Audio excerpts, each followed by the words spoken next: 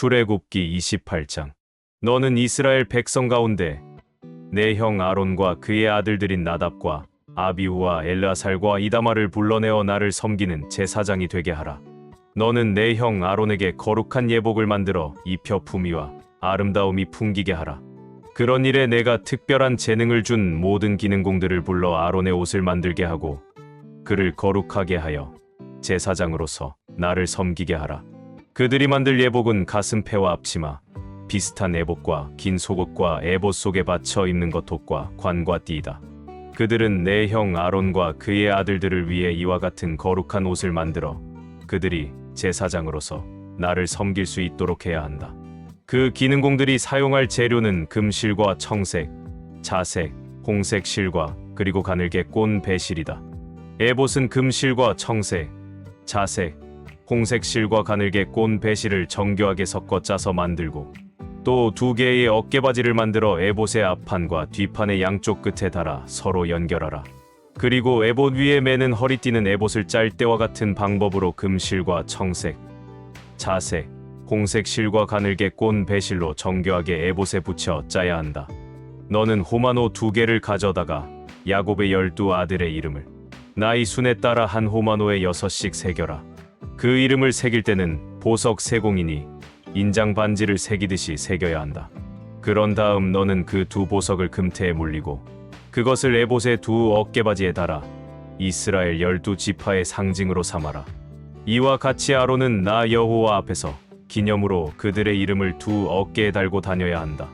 너는 순금으로 노끈처럼 따은 2개의 사슬을 만들어 금태에 달아라.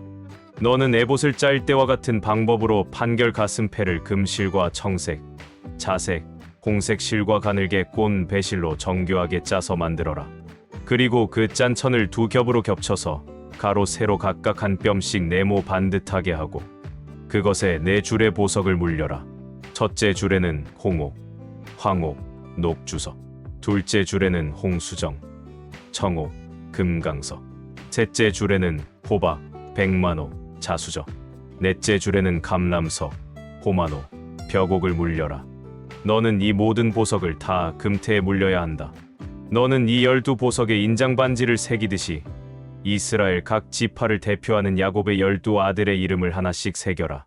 그리고 순금으로 노끈처럼 따은 사슬을 가슴패 위에 붙이되 금고리 2개를 만들어 가슴패 위쪽 양쪽 끝에 달아 따은 그 2 금사슬을 가슴패 윗꼬리에 연결하고 따은 사슬의 다른 2 끝을 에봇 앞쪽에 2 어깨바지 금태에 매달아라.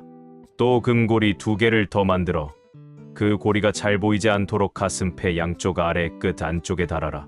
그리고 다른 금고리 2를 더 만들어 에봇의 양쪽 옆구리 부분인 허리띠 바로 위에 달고 청색 끈으로 가슴패 고리를 에봇 고리에 매어 가슴패가 움직이지 않고 허리띠 위쪽 에봇에 부착되어 있도록 하라. 아론이 성소에 들어갈 때에는 이스라엘 12 지파의 이름을 새긴 이 판결 가슴패를 붙여 나 여호와가 항상 내 백성을 기억할 수 있게 해야 한다. 그리고 너는 우림과 둠밈을 판결 가슴패 주머니 안에 넣어 아론이 내 성소에 들어올 때마다 그것을 휴대하도록 하라. 이와 같이 아론은 이스라엘 백성의 판결할 문제에 대하여 내 뜻을 물어볼 수 있도록 나 여호와 앞에서 항상 이 판결 가슴패를 달고 있어야 한다. 너는 에봇 속에 받쳐 입는 겉옷을 전부 청색 천으로 만들어라. 그 옷은 머리가 들어갈 수 있도록 구멍을 만들고 찢어지지 않게 구멍둘레를 갑옷기처럼 짜야 한다. 그리고 그 옷자락의 가장자리에 돌아가며 청색, 자색, 홍색 실로 석류를 만들어 달고 그 사이사이에 금방울을 달아라. 아론은 제사장 직무를 수행할 때 이 옷을 입어야 한다. 그가 나 여호와를 섬기려고 성소에 들어올 때와 나갈 때 그 방울 소리가 나면 그가 죽지 않을 것이다. 너는 순금패를 만들어 인장 반지 새기듯이 그 위에 여호와께 성결이라 새기고 그 패를 청색 끈으로 관 앞면에 메어라. 아론은 이 패를 이마에 부착하여 이스라엘 백성이 거룩한 예물을 드릴 때 잘못한 죄를 담당해야 한다. 이와 같이 아론이 이 패를 항상 이마에 달고 다니면 나 여호와가 그들이 드리는 모든 예물을 받을 것이다. 너는 가는 배실로 긴 속옷과 관을 만들고 띠를 수놓아 만들어라. 너는 또 아론의 아들들에게 속옷과 띠와 관을 만들어 입혀 품위와 아름다움이 풍기게 하라. 너는 이 모든 예복을 내 형 아론과 그의 아들들에게 차려 입히고 그들에게 감람 기름을 부어 제사장으로 위임하고 거룩하게 하여 나를 섬기게 하라. 너는 또 그들에게 허리에서 널쩍다리까지 덮이는 모시 속바지를 만들어 입혀 그들의 하체를 가리도록 하라.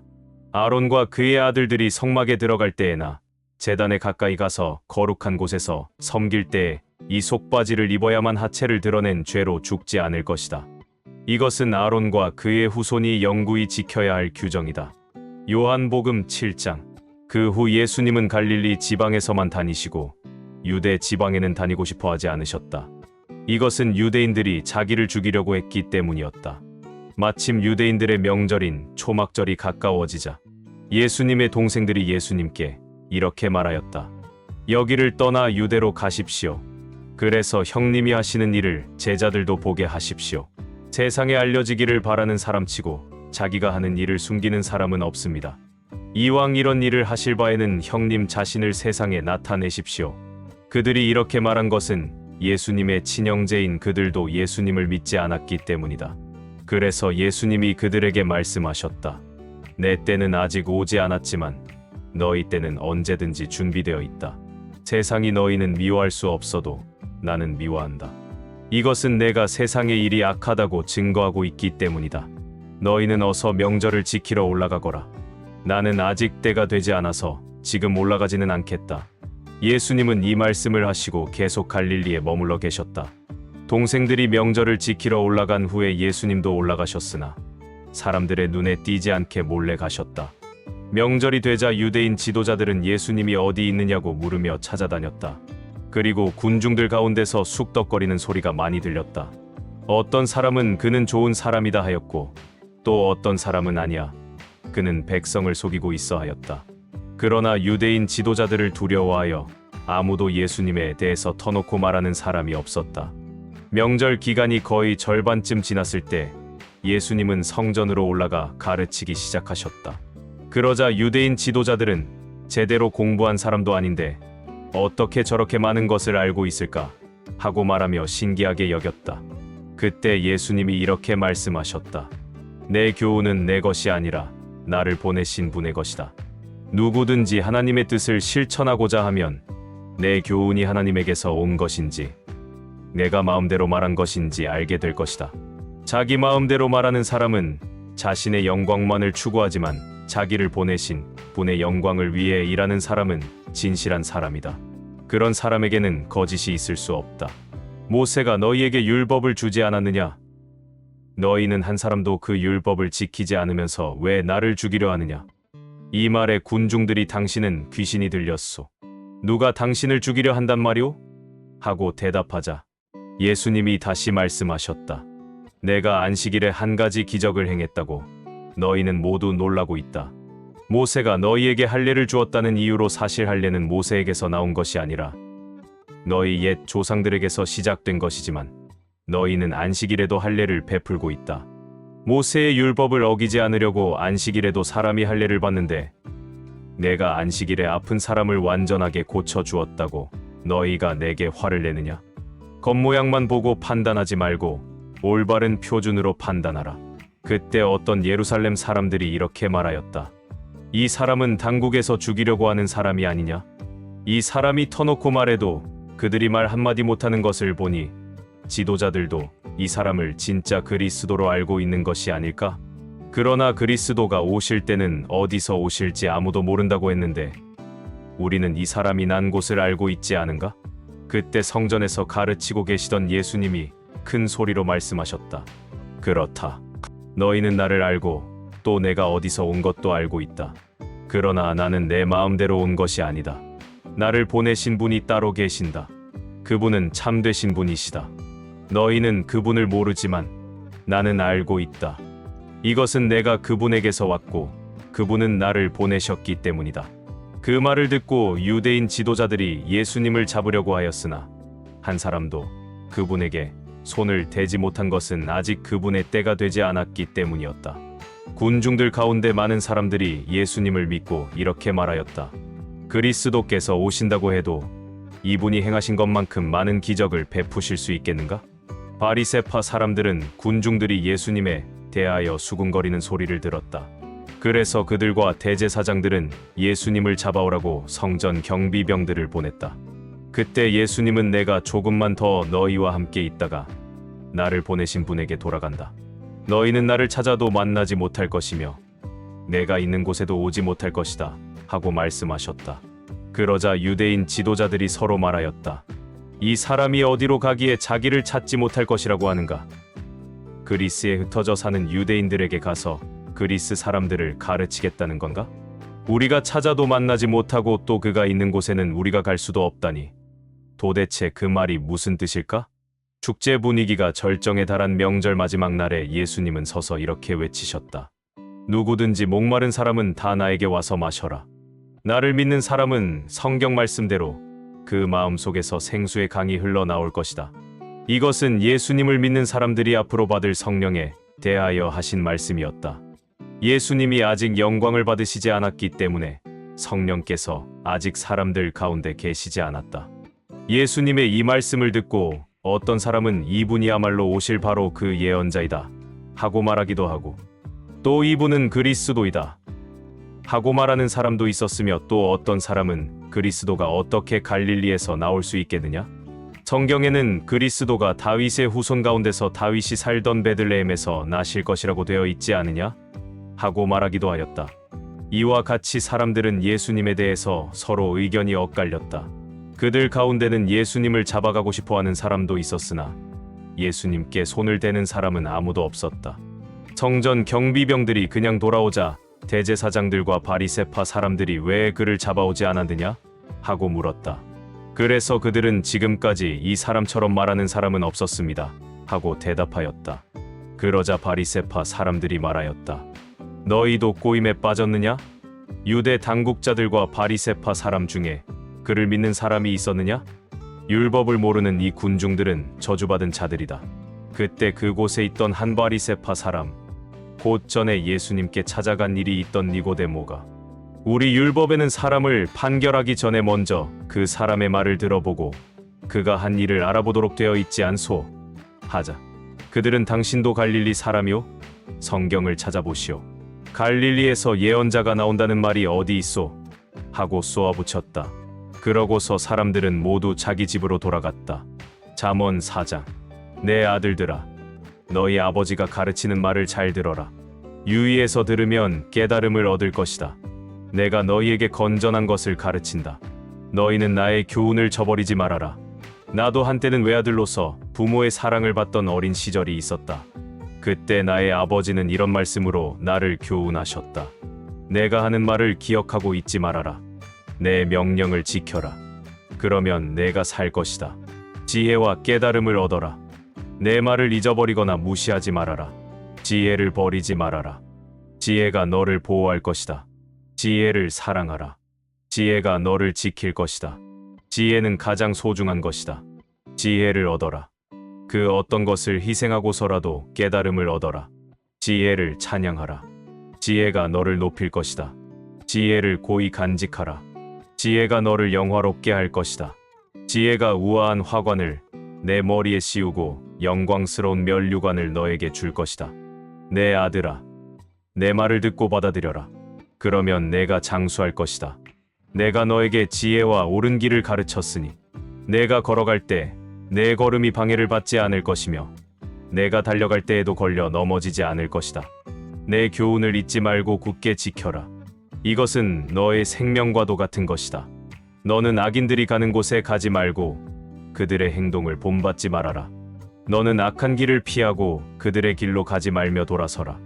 악인들은 나쁜 짓을 하지 않으면 직성이 풀리지 않으며 남을 해치지 않으면 잠이 오지 않는다. 그들은 악의 빵을 먹고 폭력의 술을 마신다.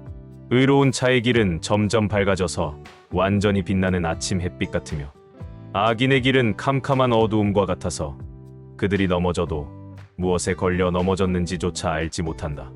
내 아들아, 내가 하는 말에 귀를 기울이고 주의 깊게 들어라. 그것을 내게서 떠나지 말게 하고 내 마음에 깊이 간직하라. 내 말은 깨닫는 자에게 생명이 되고 온 몸에 건강이 된다. 그 무엇보다도 내 마음을 지켜라. 여기서부터 생명의 샘이 흘러나온다. 더럽고 추한 말을 버려라. 거짓되고 잘못된 말은 입 밖에도 내지 말아라. 너는 앞만 바라보고 시선을 다른 곳으로 돌리지 말며 내 걸음을 조심하고 무엇을 하든지 확실하게 하라. 너는 곁길로 벗어나지 말고 내 발을 악에서 떠나게 하라. 갈라디아서 3장. 갈라디아 사람 여러분, 왜 그리 어리석습니까? 예수 그리스도께서 십자가에 못 박히신 것이 여러분의 눈앞에 생생한데 누가 여러분을 유혹하였습니까? 내가 여러분에게서 한 가지 알아볼 것이 있습니다. 여러분이 성령을 받은 것이 율법을 지켜서입니까? 기쁜 소식을 듣고 믿었기 때문입니까? 여러분은 그렇게도 어리석습니까? 여러분은 성령으로 시작했다가 이제는 여러분 자신의 노력으로 완전해지려고 합니까? 기쁜 소식을 위해 많은 고난을 겪은 여러분이 이제 와서 그것을 버린단 말입니까? 하나님이 여러분에게 성령을 주시고 기적을 베풀어 주신 것은 여러분이 율법을 지켰기 때문입니까? 기쁜 소식을 듣고 믿었기 때문입니까? 성경에는 아브라함이 하나님을 믿었으므로 하나님은 이 믿음 때문에 그를 의롭게 여기셨다라는 말씀이 있습니다.